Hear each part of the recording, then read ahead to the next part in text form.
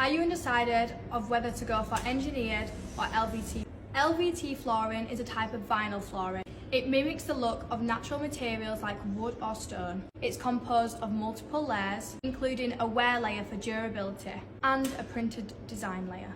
LVT is known for being water resistant, durable, easy to maintain.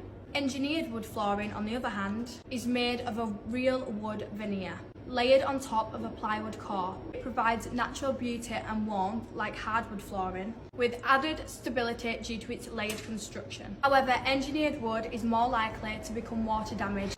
LVT is usually chosen for areas prone to moisture. Engineered wood flooring offers a more authentic look, but will require more maintenance, less suitable for damp environments. The choice between LVT and engineered wood depends on factors such as budget, location, desired aesthetic, and personal preference.